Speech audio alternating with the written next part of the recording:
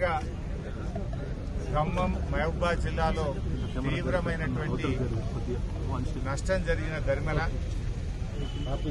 సిద్దిపేట నియోజకవర్గం నుంచి ఆ ఖమ్మం మహబూబాబాద్ ప్రజల్ని ఆదుకోవడానికి మరి స్వచ్ఛందంగా మా పట్టణంలోని వ్యాపారవేత్తలు, స్వచ్ఛంద సంస్థలు, బీఆర్ఎస్ పార్టీ నాయకులు అందరం కలిసి వృత్తాభక్తిగా వారిని ఆదుకోవడానికి ఈరోజు కొన్ని వాహనాలను ఖమ్మంకు పంపిస్తా ఉన్నాం. మళ్లీ రేపు ఎల్లుండి ఇంకా కొన్ని వాహనాలను తయారు చేసి మహబూబాబాద్ జిల్లాకు కూడా పంపించడం జరుగుతుంది. ముఖ్యంగా ఈరోజు ఒక 200 క్వింటాళ్ల సన్న బియ్యాన్ని, ఒక 2000 కిరాణా సామాన్ కిట్స్, ఒక 500 బ్లాంకెట్స్, ఒక 2000 బ్రెడ్ ప్యాకెట్స్, ఆలుగడ్డలు, ఉల్లిగడ్డలు తదితర సామాన్లన్నీ కూడా తయారు చేసి ఈరోజు ఖమ్మం జిల్లాకు పంపించడం జరుగుతూ ఉంది. ఈ విధంగా అందరూ కూడా ముందుకు రావాలని పిలుపునిస్తా ఉన్నారు. మానవ సేవయే మాధవ సేవ. కష్టాల్లో ఉన్న వాళ్ళని ఆదుకోవాల్సిన బాధ్యత సమాజంలో ప్రతి ఒక్కరి మీద కూడా ఉంటుంది. ఎవరి స్థాయికి తగ్గట్టు వాళ్ళు ముందుకొచ్చి ఈ ఖమ్మం మహబూబాబాద్ వరద బాధితుల్ని ఆదుకోవాలని చెప్పి బీఆర్ఎస్ పార్టీ తరఫున నేను పిలుపునిస్తా ఉన్నాను. ఇవాళ ప్రభుత్వం పూర్తిగా ఫెయిల్ అయిపోయింది. వాస్తవానికి ప్రభుత్వం కొద్దిగా ముందస్తు జాగ్రత్తలు తీసుకుంటే ప్రాణ నష్టాన్ని, ఆస్తి నష్టాన్ని మరి నివారించే అవకాశం ఉండే. కానీ ప్రభుత్వం నిద్రపోవడం వల్ల, మేలుకోకపోవడం వల్ల ఇవాళ తీవ్రమైనటువంటి నష్టం జరిగింది. సరే, వారి కష్టాలను మేము పూర్తిగా తీర్చలేకపోయినా ఒక సామాజిక బాధ్యతగా బీఆర్ఎస్ పార్టీ తరఫున ఈరోజు ఈ కిట్స్ అన్ని కూడా మేము ఖమ్మం పంపిస్తా ఉన్నాం. 2-3 రోజుల్లో మహబూబాబాద్ కూడా మరిన్ని కిట్స్ కూడా పంపిస్తాం.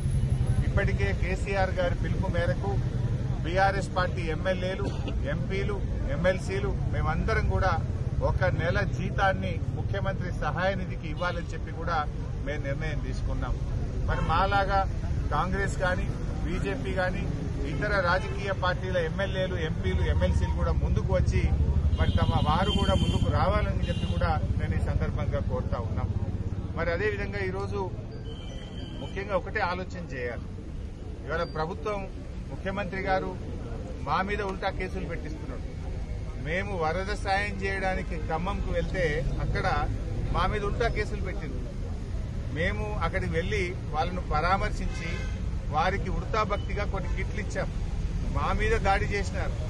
దాడి వాళ్లే చేసిండ్రు. పైగా మళ్ళీ ఉల్టా మా మీదనే కేసులు పెడతా ఉన్నారు. అంటే ఈ ప్రభుత్వం పూర్తిగా దుర్మార్గంగా వ్యవహరిస్తా ఉంది. ఇది ప్రజాపాలన కాదు, రాక్షస పాలనగా మారింది. ప్రజాపాలనలో సాయం చేసే చేతులకు ఎవరైనా కేసులు పెడతారా? సాయం చేయడానికి వెళ్లిన మా మీదనే అక్రమంగా కేసులు బనాయించి ఉల్టా ఈరోజు ప్రభుత్వం మమ్మల్ని ఇబ్బంది పెట్టే ప్రయత్నం చేస్తుంది. సరే, మీ కేసులకు మేము భయపడేది లేదు. అంతిమంగా ధర్మం, న్యాయం గెలుస్తుంది. ఖమ్మంలో దాడి చేసింది ఎవరు? నువ్వు కేసులు పెట్టింది ఎవరి మీద? దాడి చేసేది నువ్వే, ఉల్టా మా మీద కేసులు పెట్టేది నువ్వే. అంటే అధికారం ఉందని చెప్పి నీ ఇష్టారాజ్యంగా వ్యవహరిస్తా ఉన్నావు. ఇది మంచిది కాదు. దయచేసి ఇటువంటి మానుకోండి. ప్రజలు నవ్వుకుంటున్నారు. నిన్న మహిళలు కూడా అక్కడ తెచ్చినారు. వాళ్ళు సాయం చేయడానికి వస్తే వాళ్ళను ఎందుకు ఇబ్బంది పెడుతున్నారని చెప్పి అక్కడ వరద బాధిత ప్రజలు, మహిళలు వాళ్ళని దుమ్మెత్తిపోసింది. అయినా ఇంకా మీకు సిగ్గు రాలేదు. ఉల్టా ఇంకా మా మీద కేసులు పెట్టే ప్రయత్నం చేస్తున్నారు. ఇది అత్యంత హేయమైనటువంటిది.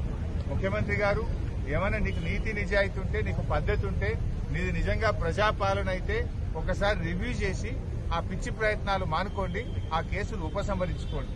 నువ్వు నీ తాటాకు చెప్పులకేం భయపడం. ఇది పైనుంచి మీరు ప్రేరేపించి మా మీద దాడి చేపించినారు. ఎందుకంటే మేము పోయింది సాయం చేయడానికి. అక్కడ ప్రజలు మిమ్మల్ని తిట్టిపోస్తా ఉన్నారు. ప్రజలు కనీసం మిమ్మల్ని దగ్గరికి రానిచ్చే పరిస్థితి లేదు. ప్రజల తీవ్ర ఆగ్రహానికి గురైనటువంటి మీరు మాకు వస్తున్నటువంటి స్పందన, మేము చేస్తున్న పనిని చూసి ఓర్వలేక ఇలాంటి కార్యక్రమాలకు మీరు పాల్పడ్డారు. అయినా మేము వెనకకు పోలే.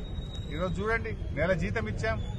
లారీల కొద్ది సరుకులను ఆ ప్రాంత ప్రజలకు పంపిస్తా ఉన్నాం.